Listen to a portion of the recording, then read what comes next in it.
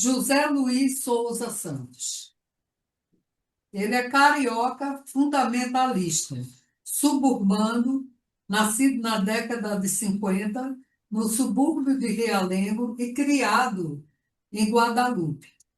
Ele é do signo de Touro, flamenguista desde a barriga da sua mãe. No registro civil, recebeu o nome de José Luiz, um dos muitos Souza Santos da vida. Porém, há uns 20 anos, no renascer da poesia na internet, o Occurte rebatizou o de JR, tempos depois chamado de semeador de poesia. Semeador de poesia. Bonito, hein? Quase jornalista, quase professor no ensino fundamental, quase bacharel em História, acabou advogado, formado pela UERJ, por um desses caminhos tortuosos que o destino, de vez em quando, traça para a gente. Religião espírita, onde descobriu a beleza do Evangelho, a única religião que lhe deu resposta a questões fundamentais da vida.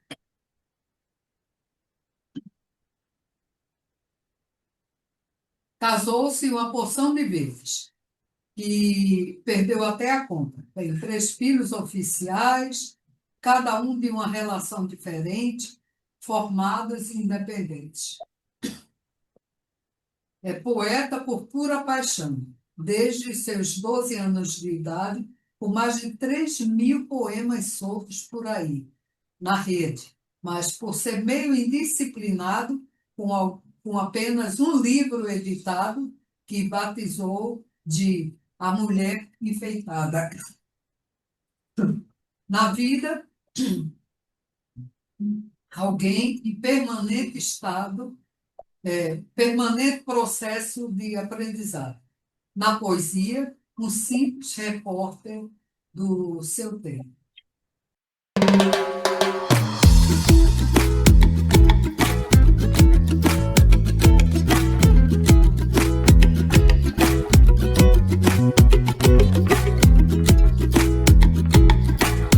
A primeira pergunta é o seguinte: o que inspira você a escrever poesia?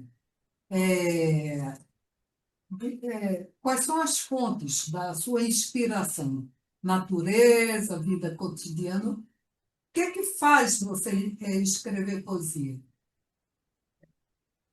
Eu disse aí, nessa pequena biografia, que eu sou um repórter do meu tempo. Então, eu sou político e a situação presente do país me inspira muito. Eu sou romântico, um eterno apaixonado, então as mulheres são uma eterna fonte de inspiração. E uma manchete de jornal, uma história, porque eu sou voyeur de conversas alheias. De repente, uma conversa que eu ouço no metrô, no trem, num bar, tudo me inspira. Eu diria que eu não sou um poeta monoideísta, não. Eu sou vário. Eu escrevo sobre tudo. Tudo me inspira. Plural, muito plural. Vem cá, quais foram suas principais influências literárias, o JL? E quais são os seus principais poetas e escritores favoritos? Por favor. Olha, influências literárias, a primeira grande influência literária foi um cara chamado Viriato Correia, que escrevia livros de história. Viriato Correia, aquele lá da Banco. E daí, Machado de Assis, Monteiro Lobato, com a fase infantil, depois a fase adulto, Zé Lins do Rego, Guimarães Rosa, Dostoiévski, com Crime e Castigo, que foi um livro que eu li aos 17 anos e me revolucionou. Eu leio de tudo. E poeta, Camões, que de vez em quando eu leio, fui apresentado a ele no pré-vestibular, Camões, que eu amo de paixão, Fernando Pessoa, maior paixão, Drummond, Manuel Bandeira. E olha, Que mergulho, hein, poeta?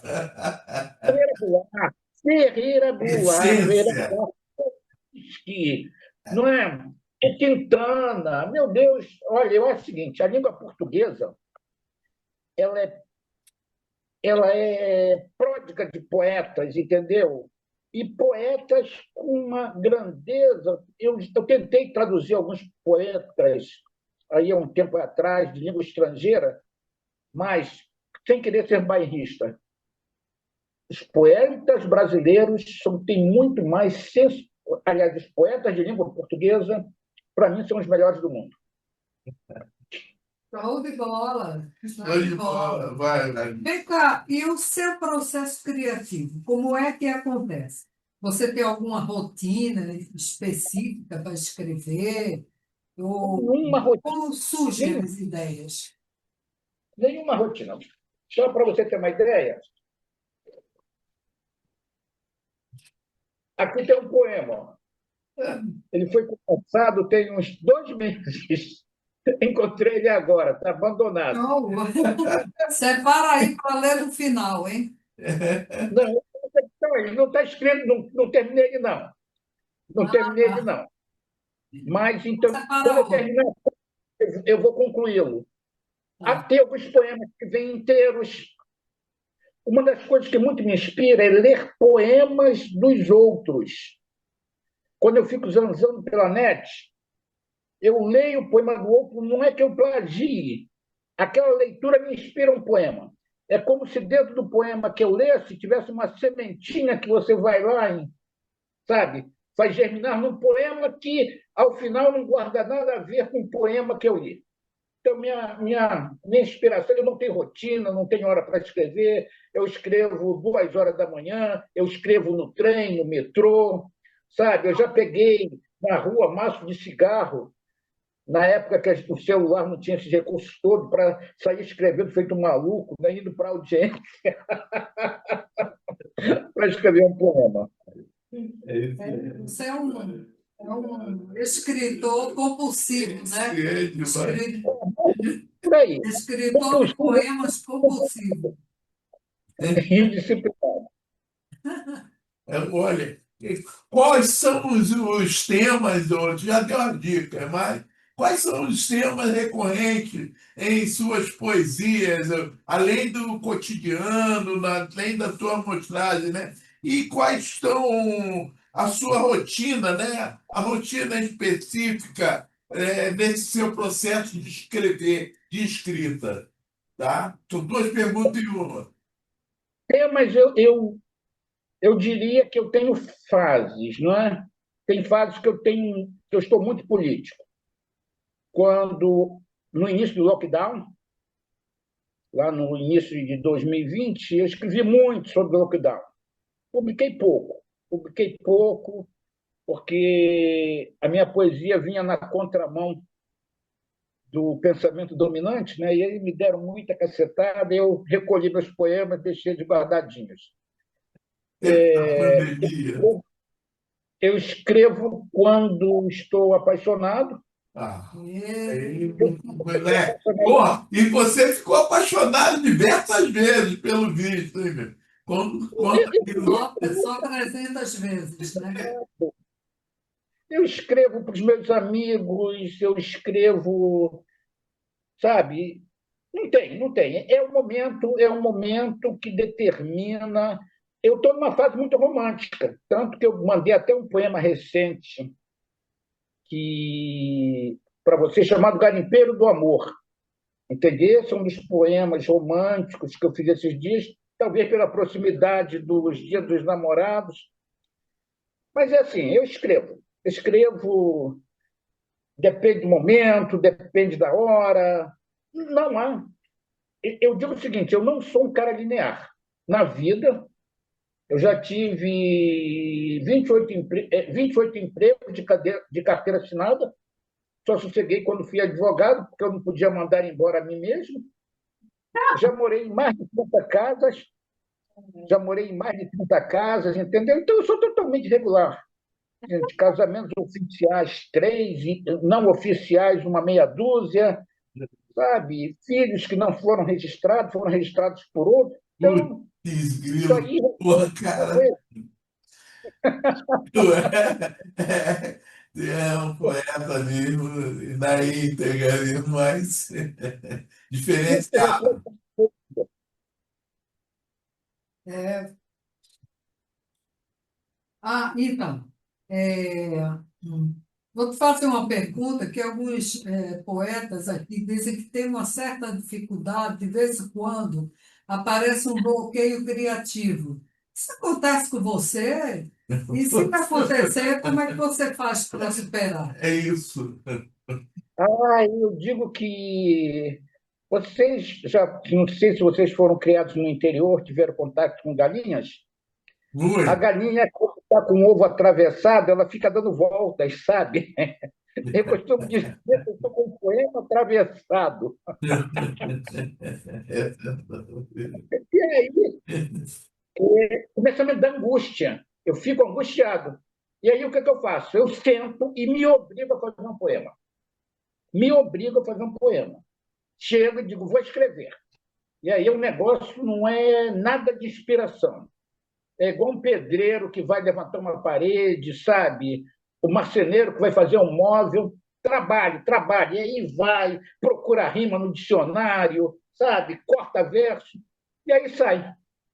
Aí sai, vamos dizer, desentope a passagem, aí volta ao normal. Mas eu digo o seguinte, eu acho que desde que eu voltei a escrever com o Orkut, que eu sou fruto do Orkut, né? Eu voltei a Olha, escrever no Orkut, eu acho que eu não fiquei mais de uma semana sem escrever alguma coisa. Há olha. dias que eu escrevo 4 poemas, mas 10 dias no máximo, sem escrever alguma coisa. Nós recebemos muito lá no nosso, No nosso grupo. grupo, né? Na sala com poesia. Nós recebemos muitos teus poemas, muito bom São mesmo. poemas São realmente muito bem bons. profundos, né? E é isso. O JL, nosso querido, meu querido, como você vê o papel da poesia na sociedade atual, né? Como é que você vê? Você acredita que a poesia tem seu modo transformador, né? Ela é transformadora na questão social? Olha, eu digo o seguinte: um dos papéis da poesia é rebeldia. Não existe poeta chapa branca, sabe? Poeta chapa branca, poeta colado à ideologia dominante, não existe, porque eu tenho minha convicção política. Mas se aqueles que são da minha ideologia fizerem M, a minha poesia denuncia, entendeu? Ótimo. E, e tem mais uma coisa, não é? E poesia é rebeldia. Poesia conformista não existe. O poeta morre. O É, poeta se conforma, morre, se conforma. A arte tem esse papel revolucionário no mundo. Eu estava conversando com uma amiga minha, que ela não conhecia direito, Garcia Lorca. Né? Garcia Lorca foi morto pelos franquistas, né? Foi fuzilado, né? Foi Isso. fuzilado. E ele insistiu até a morte, ele morreu declamando. É a imagem do poeta, sabe? Sabe, fuzil. Nós estamos num momento muito difícil de censura. Tem censura, eu vou escrever sim. Vou escrever sim, sabe? Vou escrever e não quero nem saber. Apagou. Deixa eu ver se eu acho aqui. Deixa eu ver se acho aqui. Eu escrevi uma coisa muito linda. Eu não sei se está aqui. Foi grande dançarina, revolucionária, né? Do seu tempo, né? Mostrou ali, Horrível. contestadora. Exatamente. Tem de dizer, tem de ser contra, sabe? Não pode se quedar só porque o outro. Tem uma música, né? É do Paulo César Pinheiro. Paulo César. Você corta um verso, eu escrevo outro. sabe? Vai, As pessoas ótimo. É, Ô, Jó, JL, já vi que você é um têm poeta muito, assim, muito aberto, solto, né? libertário, Libertário, é, independente. E aí, você realmente você escreve muitos poemas. Eu mesmo recebo muitos poemas que você escreve, né? Eu acho isso bem legal. semeador Semeador da poesia, de né? poesia, Poesia. isso. Isso é muito bom, é o que o mundo está precisando, né? Semeadores de poesia. A gente tenta fazer isso também com esse trabalho, né? Semeando poesia pela internet. Mas e fala para a gente quais são os seus projetos para o futuro, em relação a livros, poemas, o que é que você está pensando em fazer?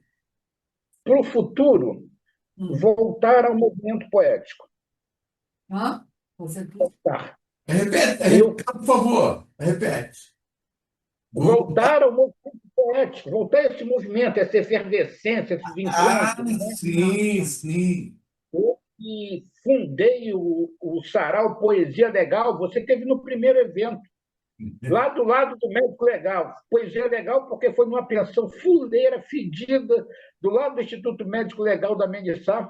E aí eu batizei de Poesia Legal e durou uns 6, 7 anos pela Lapa. Eu Mas, quero voltar lá no Sarau isso. com vocês, voltar lá com o Tornado, voltar na terça-feira, no Poesia Simplesmente. Bom, Tem um livro em mente, que é um poemas memorialistas chamado A Rua Perdida da Minha Infância, e escrever, sabe? Escrever cada vez mais, sempre, e fazer um livro, talvez para a Bienal de São Paulo, estou pensando na Bienal de São Paulo, que eu tenho muitos amigos de São Paulo, de poesia, eu estou pensando na Rua Perdida da Minha Infância, pensando. Mas, e escrever muito e participar muitos, porque esse contato entre a gente. Você lembra uma vez que a gente foi a um sarau da Alberto, lá em Marechal Hermes, sim, e o sim, sarau liberaram o teatro, e nós sim, fomos para lá, fizemos um isso. sarau, fizemos um improviso que durou quase 10 minutos. Tô correto. Cara, que lembrança boa, hein? Isso, do Teatro Armando Gonzaga, em Marechal Hermes, correto. Muito, muito. Então, Boa lembrança, hein? Foi muito bom, rapaz. poeta isolado de poeta perde. A internet, ela cria vínculos, mas o vínculo pessoal, o magnetismo da gente estar juntos, né? Olhando no olho, abraçando, não é? No clima de um teatro, de uma praça, sabe? Nada disso. Isso acaba trazendo um plus para a nossa poesia. Nossa poesia ganha qualidade com o contato, sabe? Com a Isso. proximidade. Então, esse é um dos meus projetos, estar mais perto, um livro, talvez para 2026, e escrever. Escrever. Correto, correto. O JL, José Luiz, meu garoto, meu poeta, que conselho você daria aos poetas neófitos, essa garotada que está querendo aí abraçar a poesia, fazer a divulgação dos seus trabalhos, né, mas que estão iniciando ainda? Qual conselho você daria a eles? Primeiramente, ler cordel, sabe? Pô, custa R$ 1, R$ 2, além da gente dar uma ajudinha para quem vende. Gente, cordel é o suprassumo da inspiração, da sensibilidade. Ler. E ler Fernando Pessoa, ler Leminski, ler todos esses poetas que eu falei, e ler romances que as pessoas estão perdendo o hábito. Ler Guimarães Rosa, ler Grande Sertão, ler Sagarana, E, sabe? Ler o Veríssimo, ler Cecília Meirelles, ler Raquel de Queiroz, sabe? Ler. Porque, gente, tem, não sei se foi Márcio McLuhan que disse, quer ser universal, fala da tua aldeia. Então, que ele se empenhe de brasilidade. Sabe? Leia os nordestinos, leia os gaúchos, leia Dalton Trevisan, que é paranaense, Olha, sabe?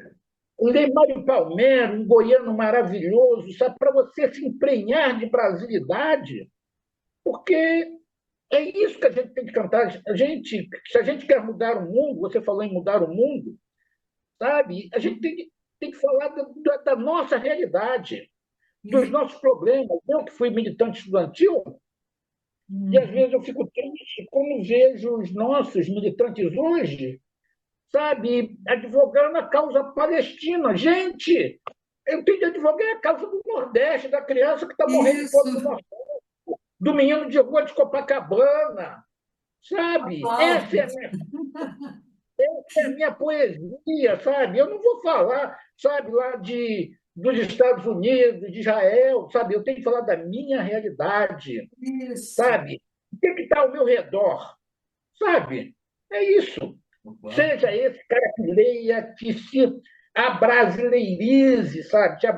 Que ouça a música popular brasileira, que ouça Edinardo, que ouça Fagner, Elis, Marisa Monte, Nelson Gonçalves, Ângela Maria, sabe? Jamelão, porque isso vai te dar uma brasilidade, vai te dar um conteúdo, e desse conteúdo vai sair uma poesia única, porque é tua. É aquela coisa dos modernistas de 22, no antropofagismo, né? Devora e regurgita uma coisa, mas o que você regurgita é teu. Você processou. Maravilhoso. Ó, Jota, se eu já era sua fã, eu me tornei ainda mais. Tá? É para isso que a gente entrevista os poetas. É para isso que a gente entrevista os poetas, para a gente conhecer um pouquinho mais sobre eles, sobre a sua personalidade, seu caráter, sua forma de ser na vida, né? E aplausos para você. Olha, infelizmente o nosso tempo já está terminando. E para fechar essa entrevista com chave de ouro, gostaríamos que você agora falasse um poema seu, que preferência aquele que você gosta mais.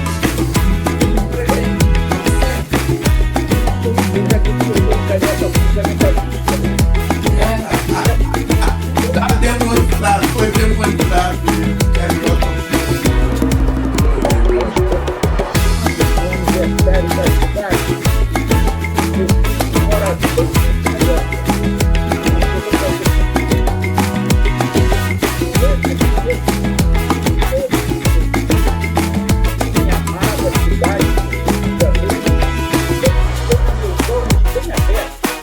Para enxergar as belezas, a beleza dos teus prédios históricos, das tuas praias, florestas, montanhas, das tuas moças faceiras que desfilam cheias de graça do centro da cidade até Santa Cruz.